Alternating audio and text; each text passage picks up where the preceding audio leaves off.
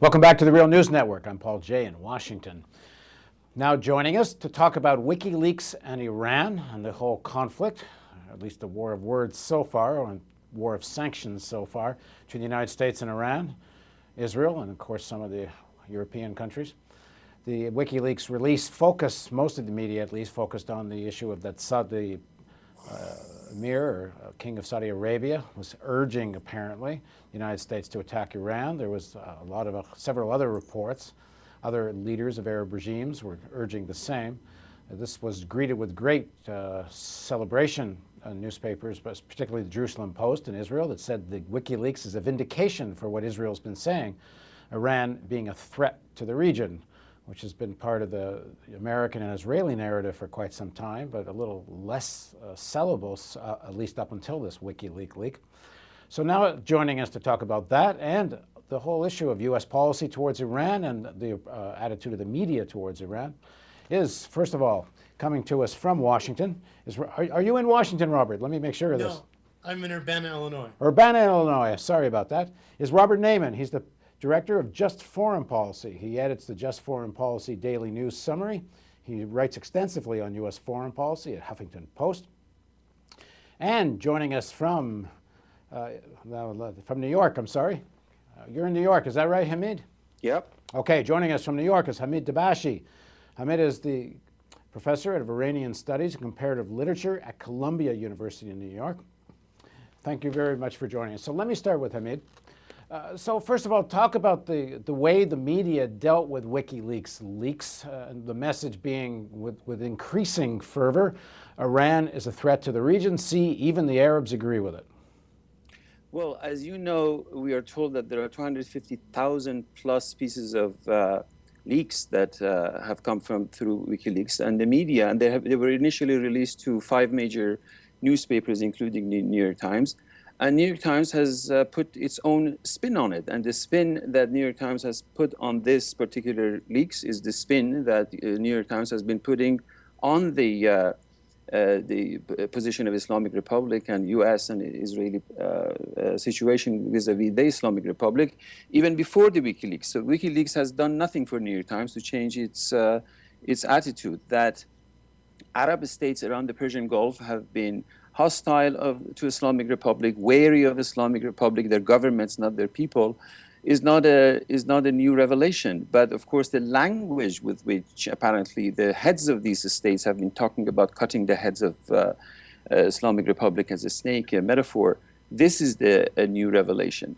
So what exactly, in short, what exactly the extent of these leaks are, we really don't know. And it is, I, for one, have not sat and read 250,000 plus pieces of documents. What we are now dealing with, Paul, is different governments, United States government, Israeli government, Islamic Republic, putting their own spin on it. The Islamic Republic position on this, that this is all fabrication, this is all part of the US policy to create divisions within the Islamic world. And they don't have the same attitude towards this issue that the rest of the world has. And Israel has immediately come out and say, yes, the Arab states are all as wary of Islamic Republic as we are. Hamid, let me ask Robert a question. Robert, the media, U.S. media plays this as like good Arab regimes, like Saudi Arabia or the Emirates or others.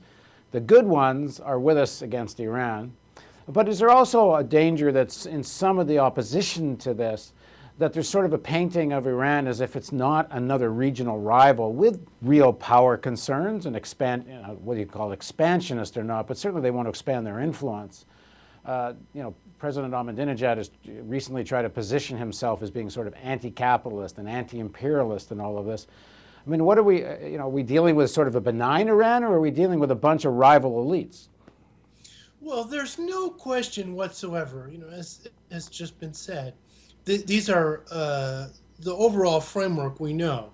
There's a long-standing struggle for influence in the region between the U.S. and its friends and Iran and its friends. We saw this for years in Iraq. Some of the Gulf Arab countries, these are autocratic regimes with some of them with significant Shia majorities, and in the case of Bahrain, a Shia majority, and they're very concerned about Iranian influence. And indeed tend to describe their issues with their own Shia minorities in terms of Iranian influence, a view that the U.S. generally doesn't share. So, for example, the government of Yemen and the government of Saudi Arabia are always describing the problems of the government in Yemen as dark Iranian conspiracy. And you look in the WikiLeaks cables and U.S. government public statements saying, we don't see any evidence of this. We don't see any evidence that Iran is behind this. So these are longstanding, and this claim that the Arabs are with us, this claim from the Israeli government and supporters that the Arabs are with us on this, it's a longstanding claim. It was immediately obvious as soon as these documents started to come out that this would be trumpeted by the Israeli government and its supporters as vindication. Even if the New York Times had never said anything, the Israeli government and its supporters would have been trumpeting this. And it's not at all surprising. The New York Times saw this with the last WikiLeaks release when they focused on Pakistan. What does the New York Times think is newsworthy? What the New York Times thinks is newsworthy is what U.S. elites think is newsworthy. So that's not surprising at all. I don't think actually that these documents add to the case for a war with Iran at all. And even though there's kind of a temporary panic of seeing these arguments trotted out, we have to remember when you dump 250,000 U.S. government documents on the world, you're going to get a big dose of U.S. government worldview. Right. And hold on.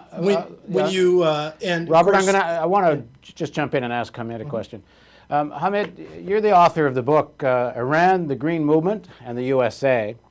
And the part of the thing that's been happening over the last, certainly at least since the Iranian elections, if not before, is sort of a mixed message in terms of the media.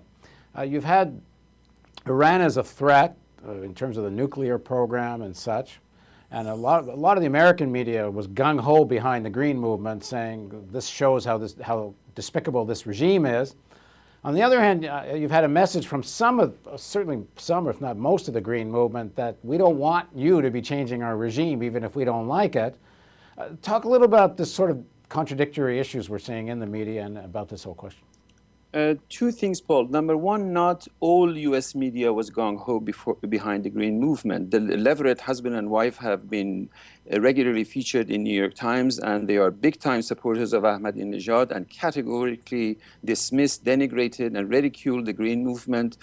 So it is not true statistically that the U.S. major media is categorically behind the Green Movement. That's number one. Number two, what we are witnessing since last June, in fact, with your own network, is the rise of alternative media, the new media, Facebook, Twitter, YouTube, etc. And in fact, much of the information that mainline news organizations such as CNN and Al Jazeera and New York Times, etc., have of the civil rights movement in Iran comes from alternative media. That is, they pore over this data and try to understand it. So in my judgment, the change in the very architecture of world media is such that traditional news outlines such as CNN, Al Jazeera, etc., they are lagging behind what is happening on the ground in terms of news media. Our own School of Journalism at Columbia, we just hired a new dean to try to figure out what exactly is the nature of this new beast, and meaning the new media and the rise of alternative media. In fact, look at this WikiLeaks itself. WikiLeaks itself is the rise of a new media, a new kind of information. For the first time, we have started eavesdropping on the government, compensating for the fact that our lives have been subject to surveillance by the government, exactly as the reversal of what liberal democracies were supposed to be. The lives of individuals were supposed to be private and the operation of a state apparatus to be transparent. But over the last 100 years or so, systematically, the lives of individual citizens have become subject to state surveillance, and the operation of a state has become secretive. They call it diplomacy. Hamid, it was in the alternative media particularly, there was a sort of a critique of criticism of the election results. There's a certain section of the alternative media that said that, if you look at the polling, Ahmadinejad must have won fairly. the Green Movement may be under American influence. There was a certain section of that media that was quite critical of the Green Movement as a whole, in the context of opposing possible U.S. or Israeli aggression on Iran. That somehow this, if you're say too much in favor of the Green Movement, you're somehow helping the positioning that the regime deserves to be attacked by Israel, the United States. That is absolutely correct observation, and any responsible support for the civil rights movement in Iran must be fully cognizant of the fact that there is a tradition of warmongering in the United States, and those of us who have been active in anti-war demonstrations from Afghanistan to Iraq and now are very worried. After the midterm election, I am particularly worried that Iran continues to be on the target of being attacked, which to me, as a supporter of the civil rights movement in Iran, I think would be a kiss of death to the civil rights movement. In no uncertain terms, representatives of this movement have said that this is a domestic affair, this is not a regime change, they are not after toppling the Islamic Republic.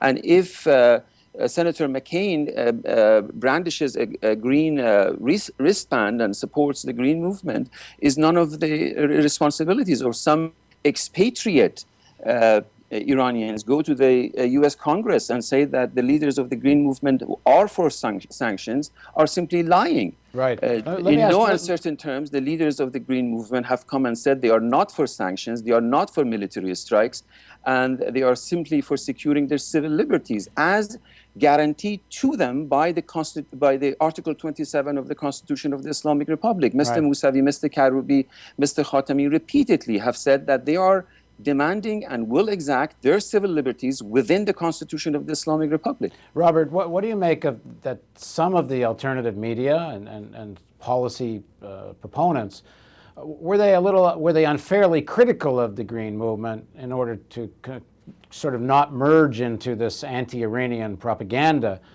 Do you think that was an issue or not?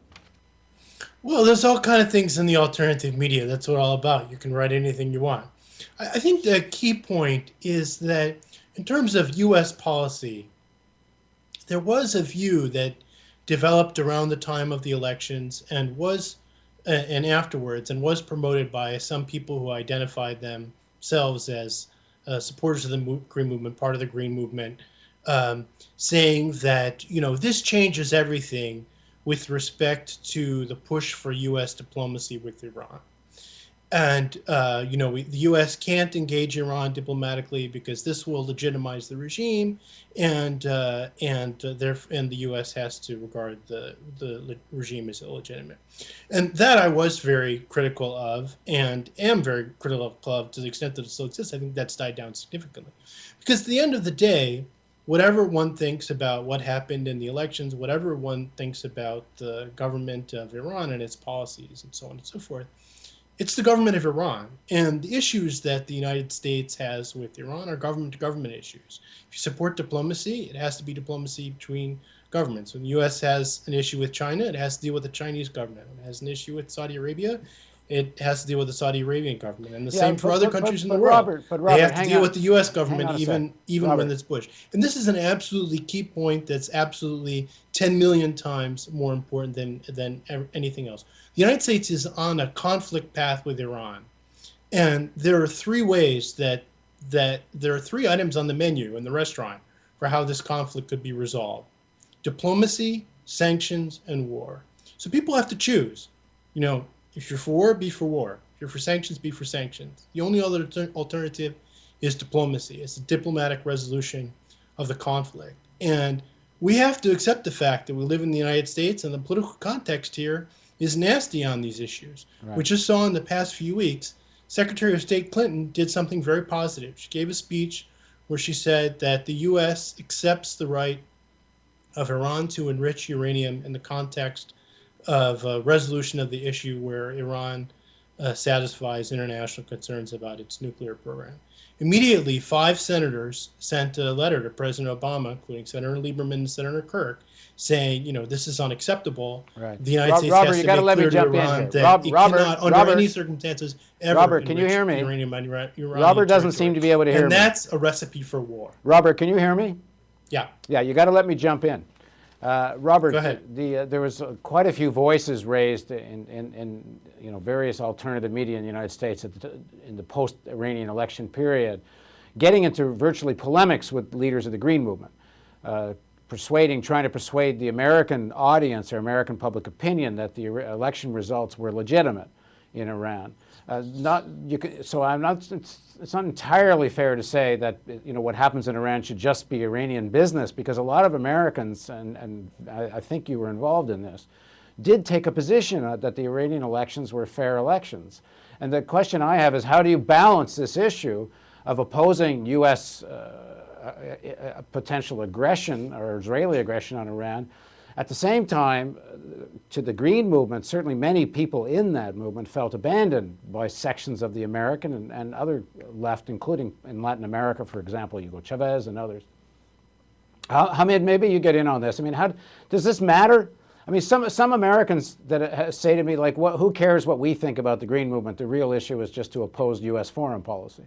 No, I disagree. I think as a civil rights movement, as a nonviolent civil rights movement inspired by American civil rights movement, inspired by Martin Luther King, inspired by Gandhi, it is moral duty of ordinary Americans, at the same time that oppose their elected governments warmongering around the globe, especially in the region, to morally support, to acknowledge that something absolutely extraordinary is happening.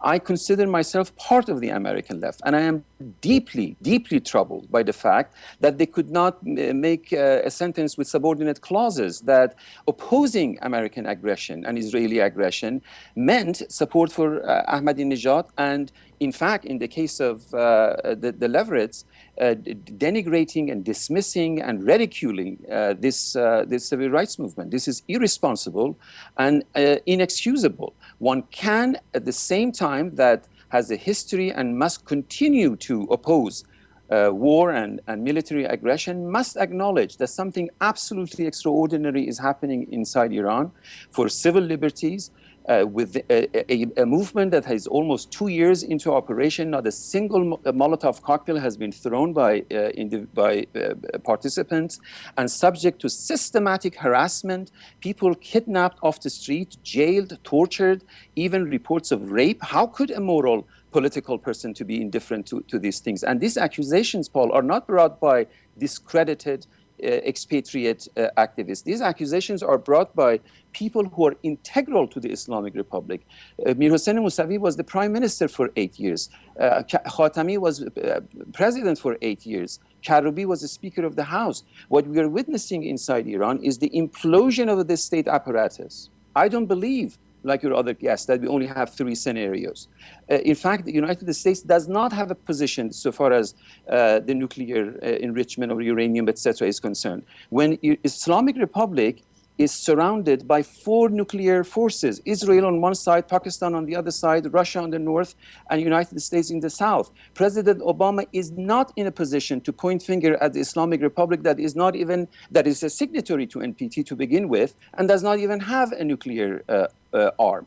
It's the only solution for this that acknowledges the civil rights movement in Iran, but doesn't play in the hands of Ahmadinejad, is to call for regional disarmament that includes Pakistan and Israel. A fact that President Obama has known it since his speech in Cairo, but simply after these midterm elections, he has completely abandoned it. Robert, how do you respond? Well, first of all, I'd like to correct your characterization of my views. I never said or wrote, I'll challenge you to find, where I said that the Iranian election was legitimate or fair. What I wrote you did publish an article. I read that you will give $10,000. Pardon me. Can I represent my own position, please? Yeah, go ahead, Thank Robert. you. What I wrote was that the case had not been proved, that the evidence had not been forward. There are a lot of people afterwards in the United States that were jumped to say, the election was stolen, and that case hadn't been proved. And as I said, to repeat what I said earlier, my interest in this as an American citizen trying to reform U.S. policy, prevent harm from U.S. policies. People use this to say that we don't have to deal with the Iranian government. This is my paramount concern, not whether people think that the Iranian government is wonderful. If you want to have a debate with someone who's an Ahmadinejad supporter on, then you'll have to bring an Ahmadinejad supporter. I'm No, not an excuse me, if I Ahmadinejad may supporter. something. I also Please, Here, please, just one please. second. Let me Hamid, speak. let Robert I finish, let and you then you'll speak. come in. Let me speak. Yeah. So if you want to have that, then bring that. But that's not my position. My position is that as an American citizen, someone working on reforming U.S. policy, this is my responsibility, and I think it's the responsibility of uh, other Americans. This is a real threat. This is a real danger. In the last 10 years, we have the U.S. Launching 2 wars in the region, blatantly violating the UN Security Council. There's a huge and powerful lobby in the United States that would just love to start a war with Iran.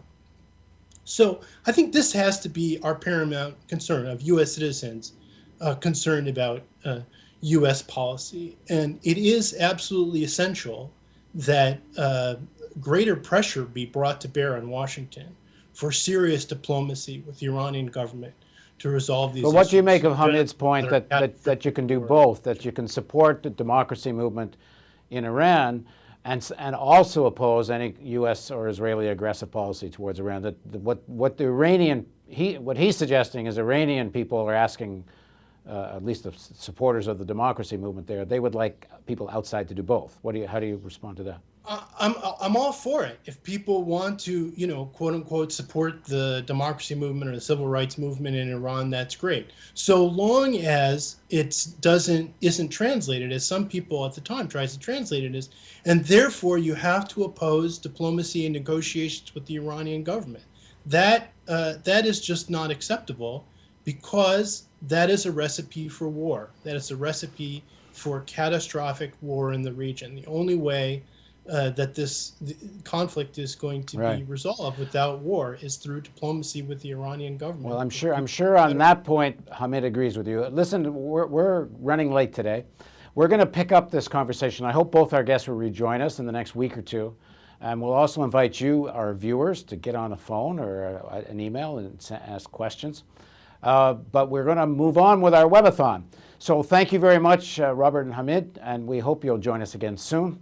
And we're going to take a short break now. If you want to donate, you can donate somewhere on the page here. There'll be a donate button, or if you're on the live stream, you'll have a donate button below the player. Or you can phone 888-449-6772. And I think we're almost at our $200,000 target. So it's just been fantastic, the response. So we have something. I mean, when we started the show, there was over 1,134 individual donations just since we started this campaign on December 24th. And it's blown us away, and we couldn't be more pleased. But we do want to push through the $200,000 mark, and I think we might be doing that like any minute. Please join us in just a couple of minutes when we return on the Real News Network Webathon.